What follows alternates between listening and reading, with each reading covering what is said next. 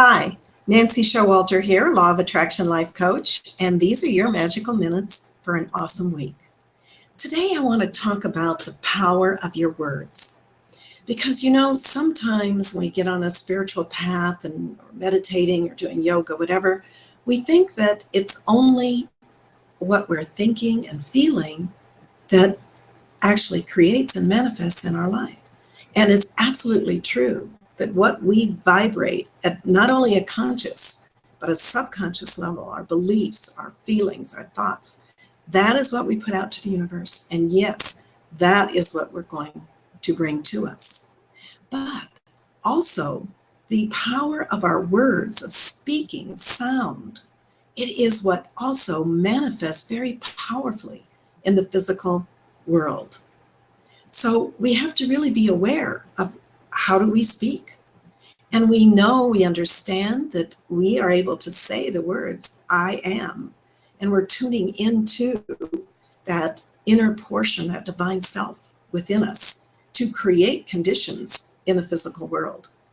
So whatever we say after the words, I am, we are invoking the universe to manifest that in our lives. So think about that the next time you use those words, I am, and what do you follow it with? And you can look to the scriptural, religious scriptures in the Bible where it says, let there be light, and there was light. So even our physical universe, according to spiritual scriptures, was created by using sound and speaking the word. The late Dr. Emoto did a lot of experiments on how sound affects matter, and you can read all about that. But one of the people who actually used the power of the word to speak the truth, to speak what you want to manifest in your life, was Florence Golshan.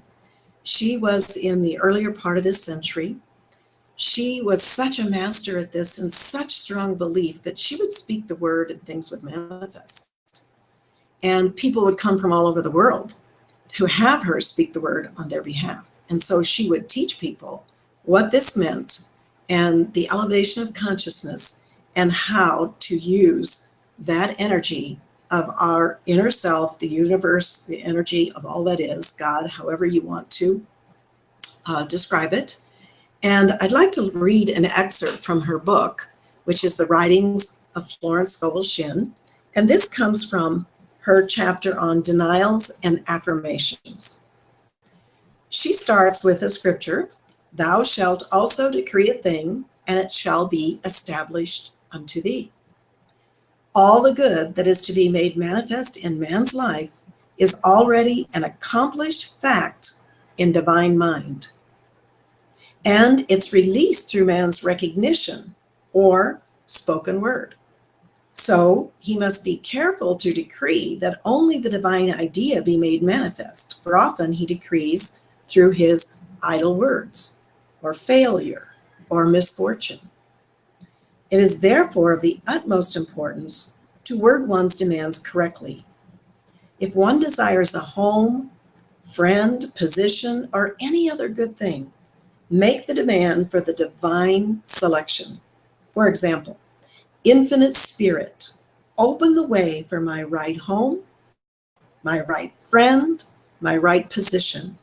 I give thanks. It now manifests under grace in a perfect way. So it's important, she says, for that last statement to make sure that you say that it manifests under grace in a perfect way, so that everyone involved in the situation, it will be good for all involved.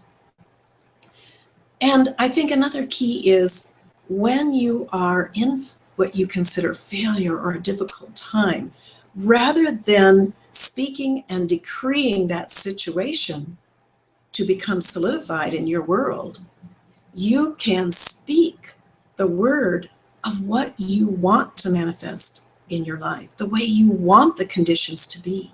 And it doesn't mean you deny the conditions in your life. It means that you deny the power they have over you. And you will decree at a new level, decree a thing, and it shall be given unto thee. You'll decree the way you want the conditions to be in your life. It's very powerful. So this week, take note. Take note of your words, what you say following the words I am, and actually be conscious and consciously make statements that are what you want to manifest in your life, and make them verbal statements into the physical world. Have a great week. I look forward to greeting you next week. Until then, be happy, be healthy, be whole.